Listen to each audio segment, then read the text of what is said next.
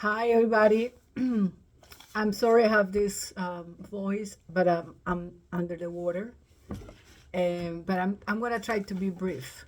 The reason of this video or the message to all of you is because it's in my best interest to help Rosa to finish with the ranch documentation, get the title for the ranch, finish the legal process, and being able to sell the property for a good price. Okay, so I'm gonna try to be brief and also trying to put the ideas together in three segments. Once the first segment is the potential the ranch has for for sale, and so looking at that, I think everybody agrees that we have to put that, or whoever wants to be involved in this to help Rosa has to put the best effort to help with the process. The second part is where is she standing at that process? Why she has no title yet? And I have all the answers here with documentation. And the third part is the steps, the action plan that she needs to follow, to go through, to finish that, and who's going to help her. So here I am. Rosa, I haven't seen Rosa too often lately because for a year or so we got distant for many other reasons. She's been mostly in LA, or because I didn't like her employee in the ranch, so I didn't go to visit her too much, too often, or other reasons. But I thought she was working on her part to finish this process.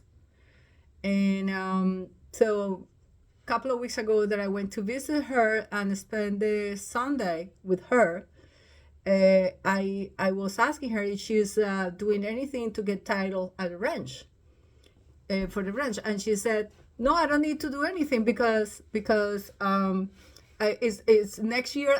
It's gonna be 5 years, and I don't need to do anything." I say, "What do you mean? You have there is a legal process on place that you need to follow. It's not going to happen automatically that after 5 years of you signing a contract to buy the ranch, the court is going to honor you or issue you a title. It's not going to happen like that. You have to follow the process." So I was arguing, like trying to make her understand that she needs to continue with the process, because I guess somebody else again messed up with her head and convinced her that she didn't need to do anything else and just waiting for the time. That was not, that's not the situation. That's not the reality. Okay. So she called me after that 2 weeks ago and asked me to help her, and she would be willing to pay me for my services. And I say, yes, I would like you to see, finish this process, get title, and be able to sell the property, because you can get money back. The money you invested in there, plus the money you're making out of the land, plus you have money for your own expenses. And then she agreed that she can sell the ranch, that she would like to sell the ranch, because a year ago, 2 years ago, she said that she didn't want to sell it. Now she's okay with the idea of selling it because it's money she gets back plus some return of the investment. Okay. So I say, yes, my fee, I normally charge people here, Americans, that they need my help to go to government offices to do things for property taxes or to the national ID or immigration services. I charge $100 per hour. And that's not that much, because in one day we can accomplish in 2-3 hours what we need to accomplish, and it's just the service for the day. So I said to Rosa, because you are in this situation and you need to follow with all these steps, it can take a year for you to finish the whole thing. You need to meet with a lot of people. Well, not a lot of people, but some people. and go to government offices to do some transactions. And so I'm going to charge you less. You're my friend. So my fee for you is going to be only $50 per hour. That's what I offer her. And guys, what I'm doing this now is complimentary. I'm not charging anything for Rosa. And I said to her last night, I'm going to explain, lay out what's happened, what's next. And for that, I'm not going to charge anything. But it's part of my expertise because I'm an organized person and I know what's going on. Okay. So, but last night she called me again and she asked me for a specific day when she went to the court with Tanya. That was a year ago. And I said yes because I have everything documented. And I said, yes, you went to the court. December 11th, we went. And so I transferred her the information. But in the conversation, she said to me that Jacob, one of her sons, one of your sons, Rosa, would like to speak to me because he thinks that I shouldn't charge you for anything because I am responsible for the mess you are in with the ranch, meaning no title and being able to sell it. Well, that's not true. And then you mentioned that Irma said the same thing, that I shouldn't be charging you anything. I guess why, I don't know what her reason is, because friendship, because of she thinks the same, that I'm responsible for the mess. Okay, so that's the big reason why I'm doing this. First, I want you to finish the process, Rosa, and I want everybody who's watching this video to understand and jump in to help you, not to criticize or blame or point fingers to somebody, because it's easy. You also told me that you were planning to rent the ranch, but the deal went south because of me. I had nothing to do with that. I haven't met with the guys who wanted to rent the ranch. And I don't know. So I want to be out of that also. But I want everybody to understand that if you want to rent your ranch, you have to make sure you are protected by a good contract. You have to have a lawyer working on your side, know the tenants who are drawing a contract, because that's what I heard, that they were the ones drawing a contract, and where who is by your side making sure you are protected, because we are talking about a property that the market value could be $2 million.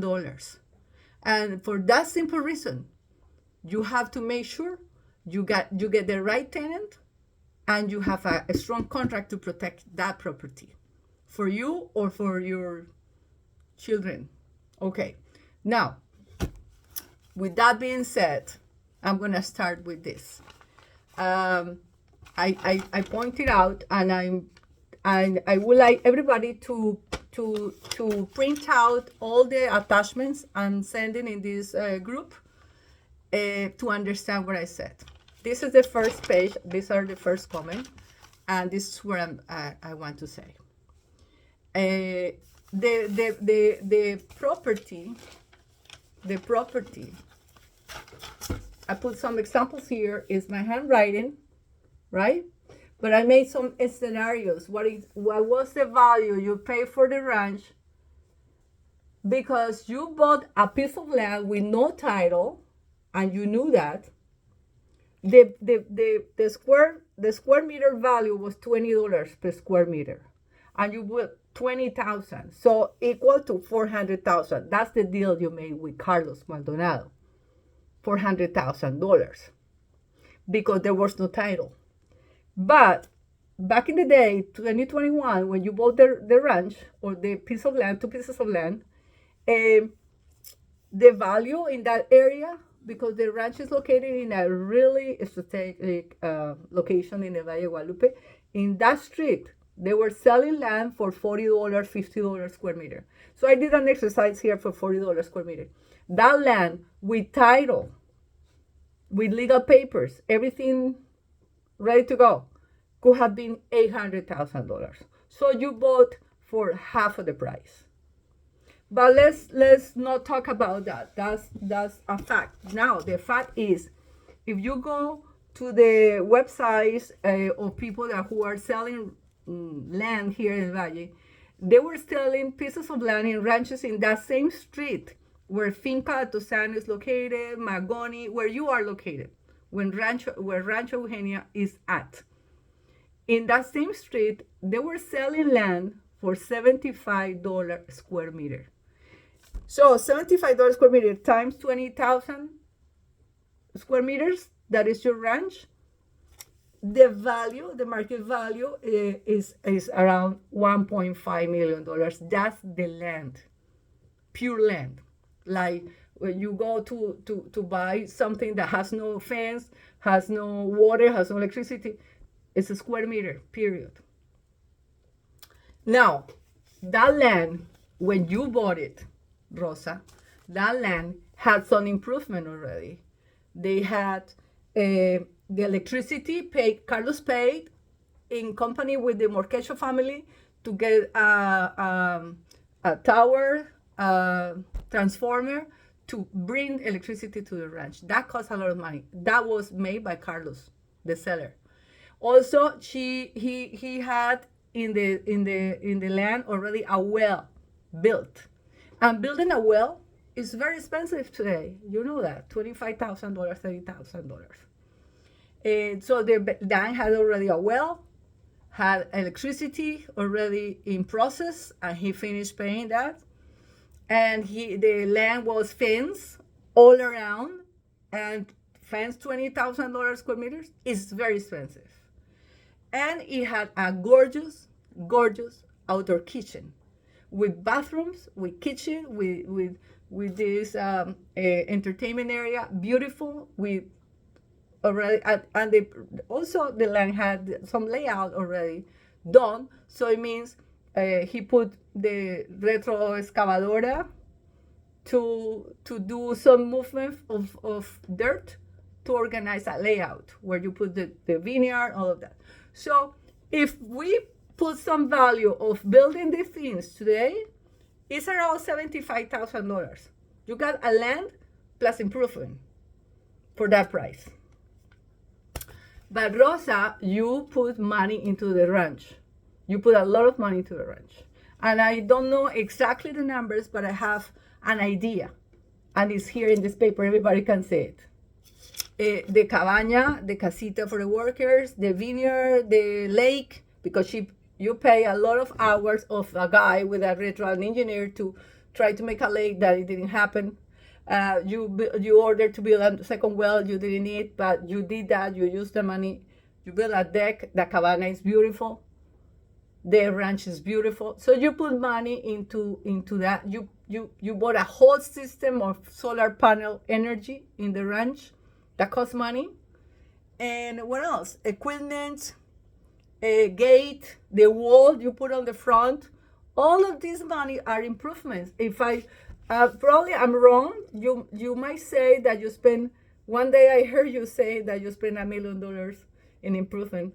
I don't think so. Maybe you mixed up some numbers, but roughly I think you spend around $300,000 in all the time you've been in the ranch, with all the things and buying equipment and replacing pumps and paying workers. All of this, probably that's what you have paid in 4 years or almost 5 years. Okay, so if I add the value of the land today, $75 square meter, with a piece of land that has electricity, well, a vineyard, a good looking, because it has what is called a curb appeal. In real estate, it's called the curb appeal. That ranch has a beautiful curb appeal. And it has privacy, it has security, all of that. So if I rounded the whole thing, we're talking about property of $1 million plus improvements between what Carlos already had and what you did. We're talking about 1.875 or 1.9. So let's round it, $2 million. That's the potential if you want to sell the ranch. But who's going to buy the ranch? Let's talk about this. Who's gonna buy the ranch? It can be one company. It could be a hotel chain in the world that would like to put the hotel here in El Valle, and that property might be very good for that. And they might have the money because there are some hotel chains that they're already in El Valle. The Valle Tree Hotel from Asia is there. It's very expensive. So you might find a right buyer. It could be somebody from Mexicali that they have money there, or it could be somebody who wants to put the cabanas and build what Carlos wanted to do when he started building that. Or you can subdivide it in 6 lots, in 10 lots.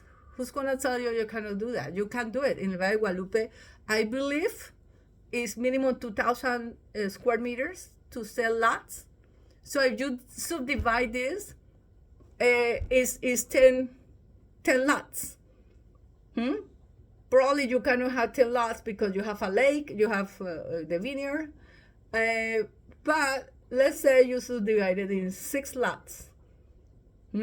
Could be very, very doable, and sell it like Doña Rosa is selling land here, or other people, or Natal is selling here. Natal is a big company selling mountains and hectares here. They're selling it for owner financing deals to 10, 15, 20 years. So with some down payment, so you can sell these 6 or 10 lots and get cash right now, and then get an monthly income from the monthly payments. You can make deals like that, but you need somebody very clever and organized with administrative and and sales skills to manage that project. Or you can find one buyer. So it's up to you. But the potential is there, and I want your family, and I hope every one of your souls are watching this video, because I want everyone to understand this. Okay? Now, let's go to the where are you at right now? What is the status, the legal status of the ranch right now? So the legal status is the ranch, Rosa has no title. Why? Because everything got delayed. Everything got postponed. A lot of things came in the way. So you're gonna see this document. Is a report I made a couple of years ago, because this is not the first time I had to explain what's going on to somebody. I did this for Rosa in 2023, December 7, 2023. We're talking about 2 years ago. I made this report because she was confused. You were confused, Rosa, about the process, about what you bought, how you bought it. You forgot it. And then you started talking to your neighbors, talking to your friends, and everybody was giving you opinions and advice, and they don't know what you were acquiring and under what circumstances, and they don't know about the law in Mexico, and they were giving you advice. That's why the whole process is delayed. And in this document, you're gonna read it. It's totally detailed. So I'm gonna try to summarize it. Number 1, it says, Rosa made an agreement here in my house, in my table, because I am the agent who facilitated the sale from Carlos Maldonado to Rosa. Okay? And I was not selling the ranch to Rosa. I was selling the ranch whoever wanted to buy it. And I was planning to show it to Pete Cruz, Rosa's neighbor in La Salina. But Rosa asked me to show it to her. And she fell in love with the ranch because the ranch has the curb appeal that I'm talking to you. So she asked me not to show it to anybody, that she's gonna buy that day. And Kenny was with me, and Kenny is a witness. I didn't push Rosa to buy this property. But some people are saying that. Tanya told me that your sister, Pam, says that that's why you were telling everybody in the family that I pushed you to buy the property. But that's not true. And I have Kenny as a witness. Okay, so you asked me to set up a meeting with Carlos to make an offer, okay? And the meeting was here in my house. And that's the first date, May 25, 2021. You made an agreement with Carlos, and you agree on the price. And he was totally honest with you, telling you that he didn't have title, but he had possession of that land for 11 years, and he had a contract, but he didn't really legalize it because people are like that in Mexico. They just leave things away. He wasn't planning to finish or sell it, to sell the ranch. So that's why he didn't even start the process to legalize or to get title. But this is what is in this first paragraph, and there is an attachment number 1. That's the agreement you have with Carlos. This is the attachment number 1. In this attachment, it was signed by you and Carlos. And it's pretty clear. Carlos specified that you bought the property, how much you had to pay, how much to the down payment you have to get possession. It means you could be moving in right away. And what it was included, he was including you, the well, the electricity, the property tax until that year, right? He was covering all of this, and the lawyer's fees to start the legal process. So you knew from the beginning you bought properties without title, and you had to start a legal process to obtain the title under this law called la prescripción positiva. It's a lawsuit that is used in Mexico to legalize properties, land specifically.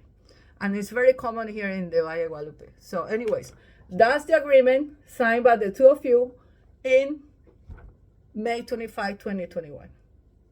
Now, with that, after that, you signed, Carlos issued a receipt when he received the $4,000 from you, and it's here.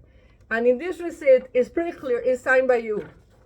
It's pretty clear that he said that he's selling you a property without title, and the two of you are getting into the lawsuit to obtain title under this law, prescripción positiva. It's pretty clear in the document since day one. Now, we continue. In May 3, before you're signing the contract, May 26, we went to visit the lawyer that Carlos wanted to hire to start the process, which is, Hector. And Hector explained to us the roadmap in this prescripción positiva. This is the what he did in that meeting. And he explained to us that he started a lawsuit, there's gonna be another process, present proof, blah, blah, blah.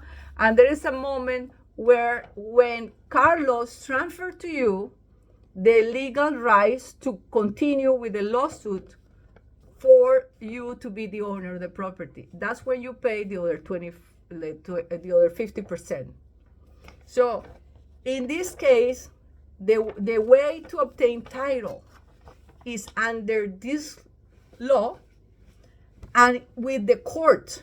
It has nothing to do with a notario, with a transaction in a notaria, okay? It's with the judge in the court, because the lawsuit is presented, the lawyer works on that, present the proof, they made an agreement with the family who holds the estate of the person who passed away, and the judge says yes, whatever. So he said, I'm gonna give you you won the case, and I'm gonna, this is my sentence. You won the case, and that sentence from the judge is the title. It has nothing to do with notarias. Okay? Now, We went to the lawyer. Lawyer explained the roadmap, and then you get clear, and you say yes. Okay, let's go ahead with the contract. So the lawyer wrote down the contract, and then the contract was signed by the two of you on July 21, 2021. July 21. That was the day we went to the office of the lawyer to sign the contract. And that contract, it says, your Rosa had possession immediately of the land because you paid, you made some transactions, international transactions, you brought part in cash. I remember totally, and it's totally described here how much money you paid that day and how. Okay? With some cash or international wire transfers. Okay. So the number 5 is the contract. You have it. You have the contract original with the lawsuit attached to it because it's part of the contract. Is the lawsuit. It's part of the contract. Do you remember that before signing this contract, we went to consult the other lawyer, Margarita. Margarita is a lawyer that is helping Juan Veira with the regulation of the land here in the Ejido, and she is the one helping Juan with the transaction you did with Juan to buy the piece of property in Punta Piedra.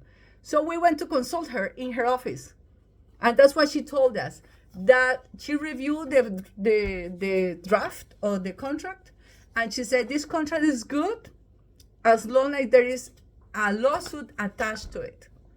And that's what this lawyer did, Hector. He put the lawsuit with the contract. That's what you have. But I don't know where you have it because last time I asked you, you didn't find it. I don't know where it is. It could be in Los Angeles. Anyway, I hope you find it because it's really important. This is this is how you have to follow up with the new lawyer you're gonna hire, or you to any government office that you sign that contract. Anyway, so we continue. You sign the contract, you pay 50%, then the lawyer starts the process. Next time we had a news from the lawyers was following year, March 2022. It says that the court process is very delayed in Mexico because they go on vacation all the time, or they're in a strike. The judges or the court are in strike. Anyways, it's been a little slow. But meanwhile, you were nervous because you started talking to your neighbors, and they were putting ideas on your head. So and I asked you to review the contract with another lawyer, to do a consultation with another lawyer. Second lawyer for consultation for that contract. So we asked Julio Hernandez, who was a judge, and he's a lawyer, to review your contract. You pay Julio, it's here in this page. In April 2022, you pay Julio for a consultation of 1 hour. You pay $200 to him for 1 hour consultation for him to review the contract. And that's what he knows. He said that the contract is really well explained, and the lawsuit is really well supported with the documentation, because as a judge he saw that many times. So you did that. So I've been helping you to do what you needed to do to review and confirm that you were in the right track, and you were in the right track. Anyways, time passed, but you continue with that concern put into your head by your neighbors, Ellie and her husband, Fidel. They were the ones who were putting you to think that you were not having a good lawyer, that you would be wasting your money. I don't know, but they convinced you to change lawyers. So you started pushing Carlos to change the lawyer. Okay, and they recommended to you this lawyer, Blanca Favela, from Tijuana. based on the fact that she is well connected to the governor, to the judges, to whoever, and he wanted to. They were sure that she was the right person to help you to get title fast. So you got convinced, and then you convinced Carlos, and we met with Blanca, and Blanca offered. That's the meeting we have with Blanca here. May 10, we met with Blanca in Playa de Tijuana in a Starbucks, because she doesn't even have an office, in a Starbucks in Playa de Tijuana. And she offered us to resolve the case pretty easy, okay? Pretty easy, pretty fast. And she requested $15,000. Carlos already paid her lawyer $10,000. And this lawyer requested another $15,000. And you agreed that you would be paying $5,000 out of your pocket to her. And you easily got the cash and put it on the table in La Fonda, because we met second time with Blanca in La Fonda. You pay her $5,000. It says here what day. And she requested money for transportation, for gas. You gave her another $300. So after that, so Blanca was appointed by Carlos as the lawyer for that lawsuit. Okay? So Carlos started paying Blanca for transportation to go to Mexicali, to Ensenada, to Nora, and time passed, and she didn't evolve with the case. She didn't give any good result. When Carlos was confronting her, she was giving excuses, but she promised a 6-month term to get title, but she didn't deliver that, because she was lying since the beginning. That's why I think, or I thought at the moment. And well, anyways, so that happens. But Rosa wanting to change the lawyer, Carlos was agreeing with Rosa, like, I want you to feel confident with the new lawyer they recommended to you. So he said, okay, to change lawyer. They gave her the benefit of the doubt. That would be saying in court in the U.S. The benefit of the doubt, that we were thinking that she would be doing a good job. Okay. But what she did was, is that she, and I put it here, in May 19, Carlos requested to revoke Blanca, because what Blanca did was to delay the process, to create conflict with the family of the person who died, and she was the owner of the land. And she didn't negotiate with the administrator of the state, because this is what it is. The person whose name is on the land in here in the government offices is dead, but she didn't create a will. So the state was created. And then the court appointed an administrator. Here it's called albacea. So Blanca, instead having a good relationship with that family, or having a conversation with the albacea, she created conflict with that person. And what the result of that was a delay, totally delay of the whole case. It's like the conclusion we had with Carlos is, since the day one, Blanca was the lawyer in charge, her mission was to delay the case, to create conflict. Why? Because Rosa told me later on that she promised Rosa that she would be getting title without paying Carlos more money. And she convinced, so Rosa, I don't know, Rosa about that story, I don't know. But Carlos, when she saw that she was not giving any good result, and she was creating more delays and more conflicts, he revoked her. He fired her as a lawyer, and he rehired the previous lawyer. So we're talking about 2023, and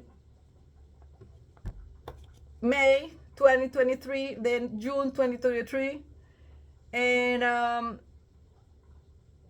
then Rosa said to Carlos in July that she's not willing to pay any other money until she gets title. But she forgot that to obtain title needs to continue the lawsuit process with the lawyer, and the lawyers need to get paid, and the lawyers need to get pay the system here, go to the court, no, probably negotiate under the table. Sometimes it happens in Mexico to proceed, not to bribe them. But sometimes here it's very slow, and so to get somebody to help you, sometimes you have to offer some tips here and there, or to pay the lawyer for the gas to go to Mexicali. He's not gonna go if he's not being paid anymore. So the process got stopped because Rosa didn't pay Carlos any more money, because Carlos paid this other Blanca, and Rosa paid that Blanca. So the new lawyer, when he was rehired, he was not receiving money to continue with the lawsuit, to move his car to go to Mexicali. Anyways, so Carlos met with Rosa and proposed to her a couple of options to be out of the ranch deal. He offered to her that, and it's here. Yes. August 2nd, he said he gave Rosa a couple of options to cancel the contract. He said one option is to postpone, because the contract was getting to he had a 2-year contract, so it was expiring. So he offered her an extension, but the second option is to pay him the debt, $190,000, or to find a buyer. That is here, August 2nd. The third option is to find a buyer who can pay Rosa what she already invested, no? And that person buys the legal rights to continue with the lawsuit and obtain title, because the land, the potential, the value of the ranch is huge. So Carlos offered Rosa this exit. And what Rosa said is, no, I continue with the ranch, and I'm going to pay you the debt, okay? So that's what finally in November 2023, Carlos decided to fire Blanca and rehire the previous lawyer in November.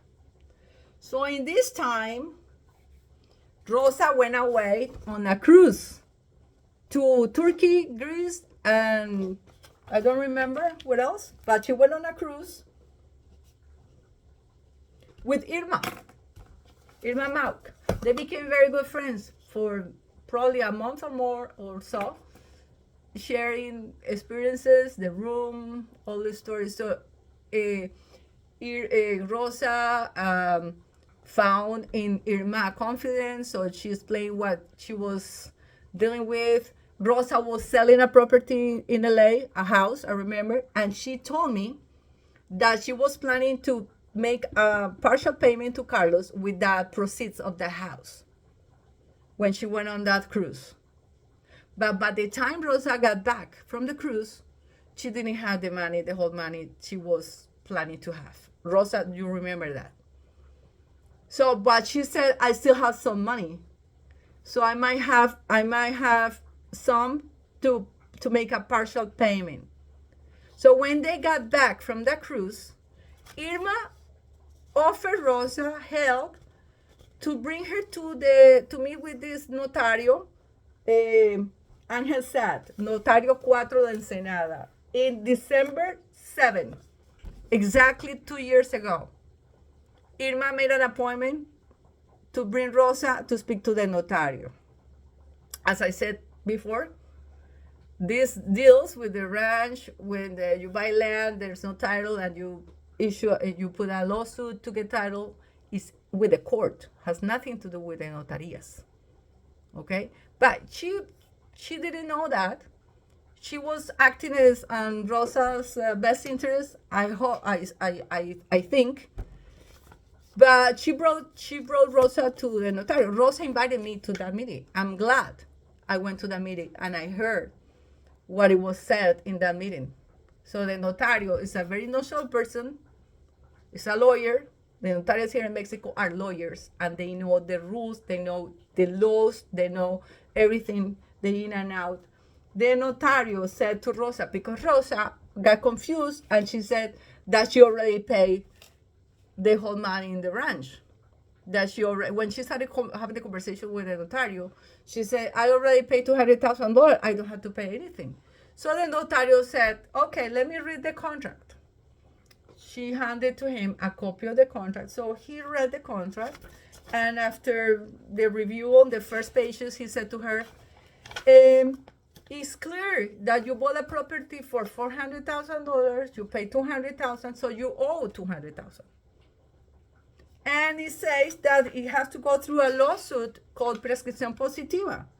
It is pretty common here that people have to legalize land through that mechanism. It's an instrument used to legalize land, especially in Valle Guadalupe. And he said, even myself, I legalized a property that I bought in Valle Guadalupe with a prescripción positiva.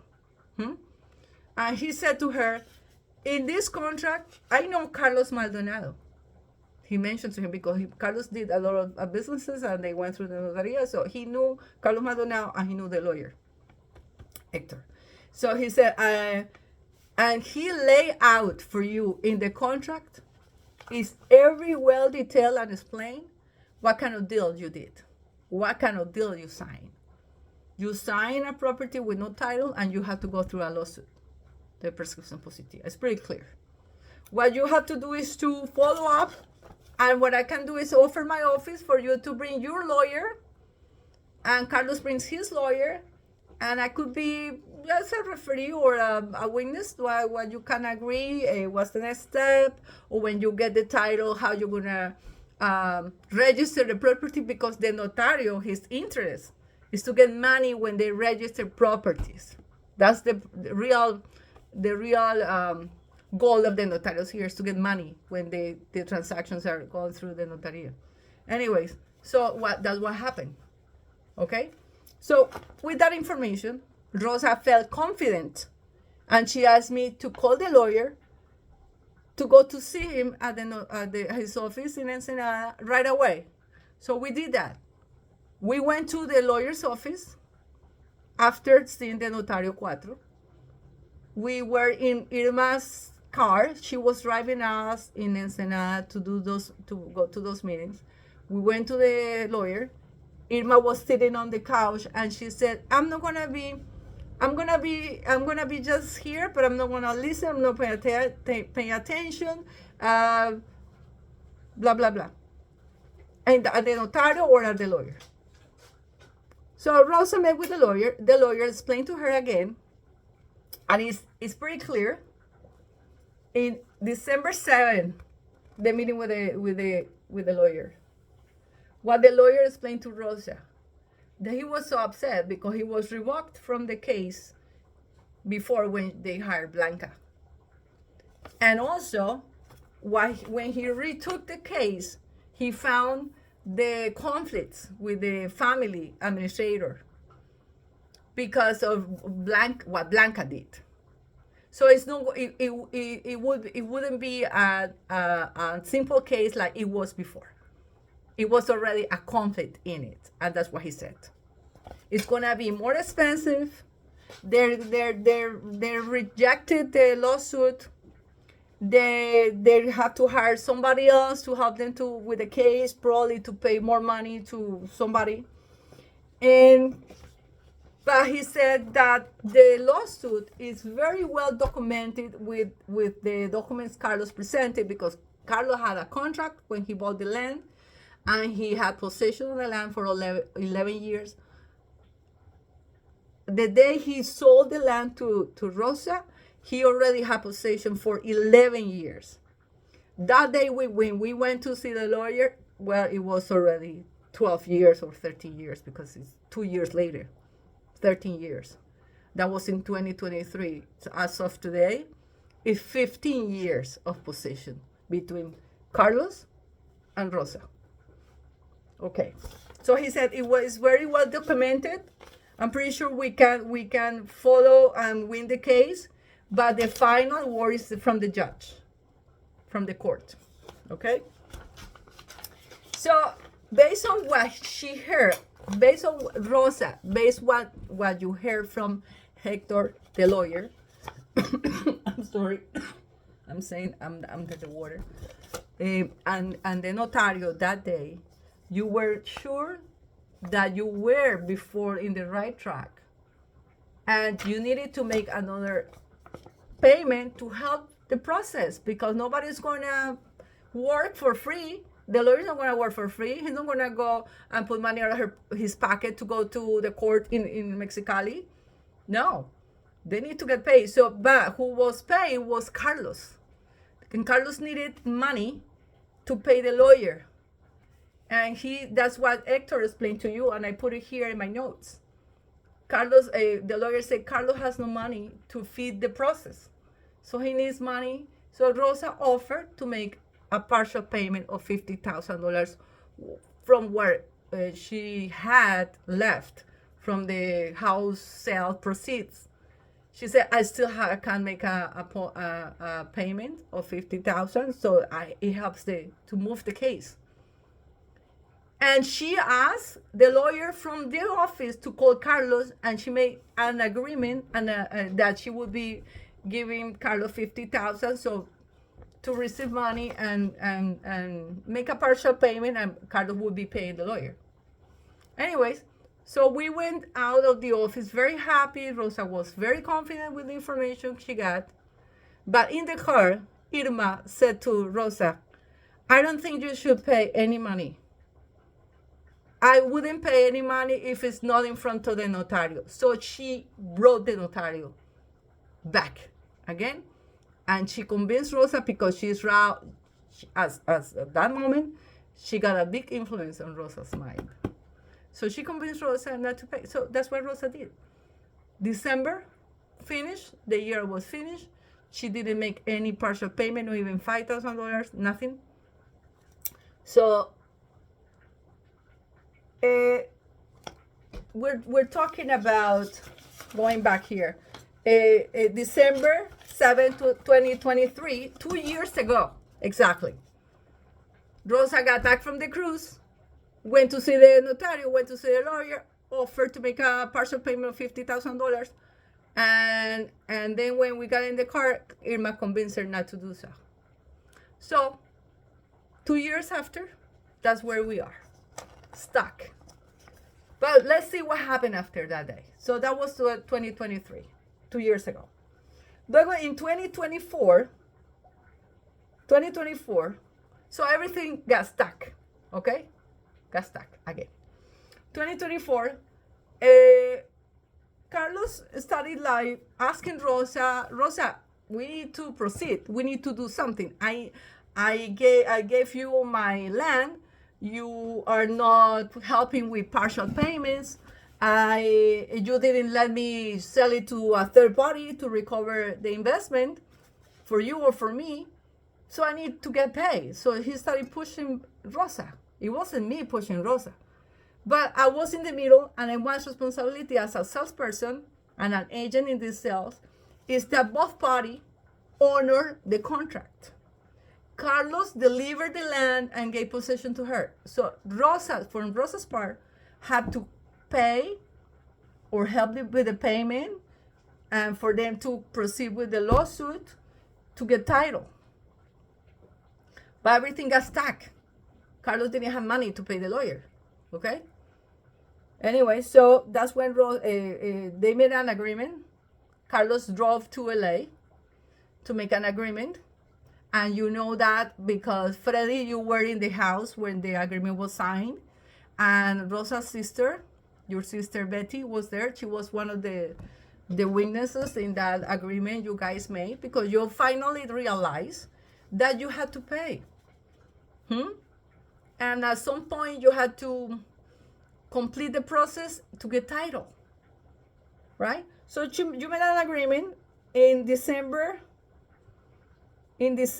and 2024, a year ago, and Then in December 11, oh, December 9, you started sending Carlos the payments, wire transfers. Even Freddie helped with the wire transfer because Rosa, in the agreement, she signed some post-dated checks to honor the agreement, and Carlos did some deductions. You will have to read in the attachment the agreement what was the balance of the debt, what Carlos deducted from the debt. Carlos deducted things that Rosa paid, like electricity or fixing the well or I don't know. But he also deducted money that he still needed to pay to the Morquecho family.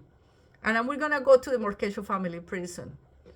So he deducted that for Rosa to continue with that process. Rosa she needs to continue paying the Morquecho family $20,000 that Carlos was owing there from the time that he bought the land, because they are the facilitators of that. They were the facilitators of that sale from the previous owner, Rosa Morquecho, something, the name of the lady, to Carlos Maldonado. They were the facilitators. Morquecho family are the ones who are they own the land next to Rosa from the street.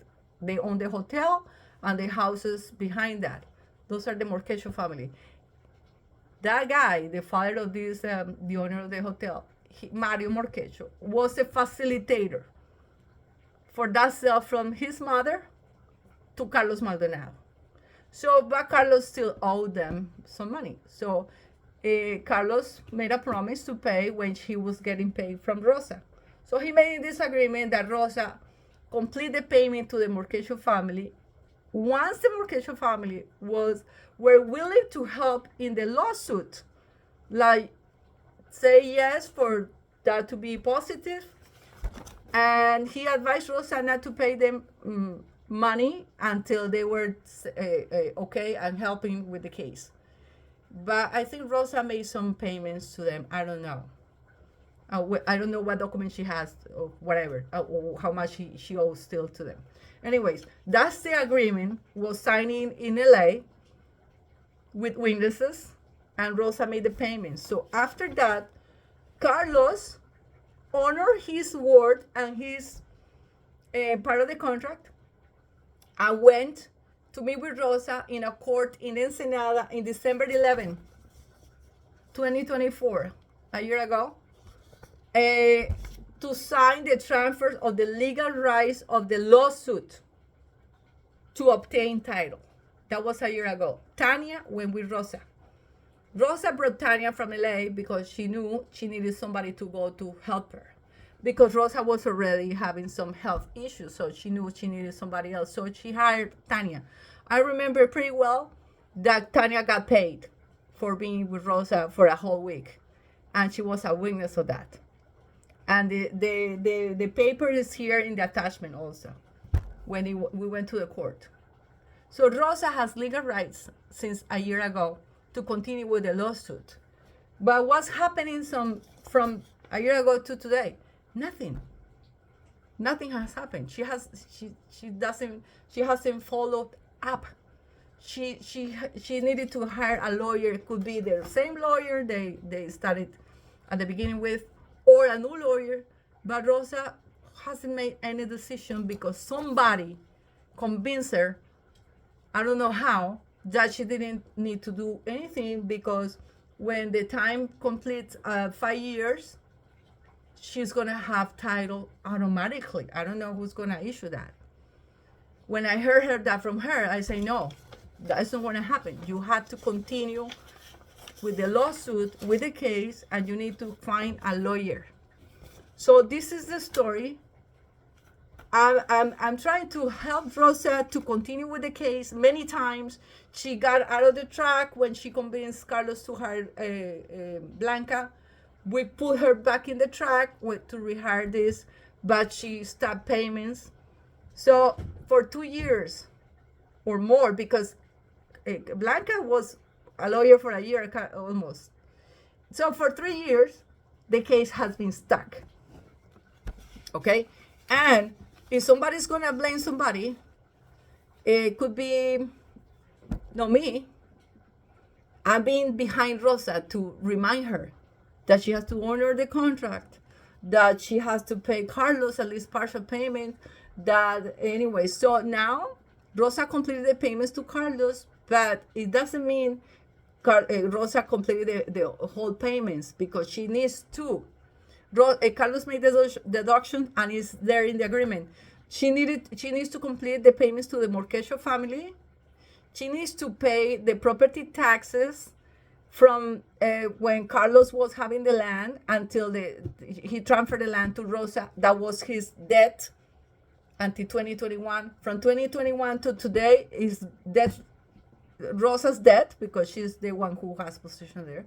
But he deducted like $5,000 for those property taxes. Rosa hasn't done that. Rosa didn't go to the office in Ensenada to pay the taxes.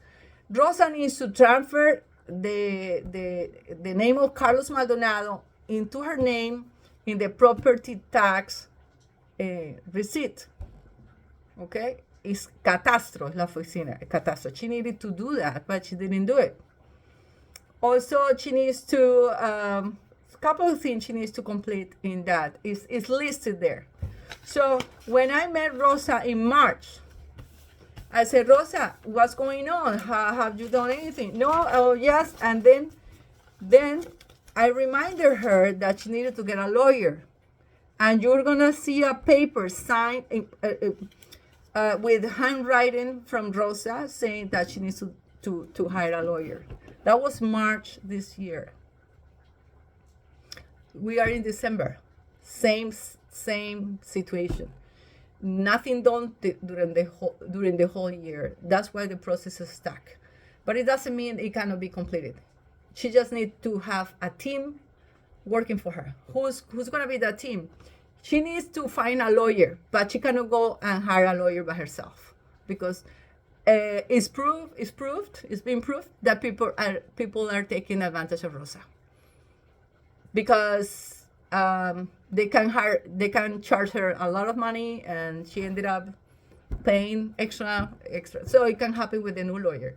She told me that Irma is recommending her a lawyer. So lawyers take advantage of the customer, especially if they see them in a vulnerable situation. Rosa has health issues, so she cannot go just to meet with a lawyer. She needs an advocate by her side.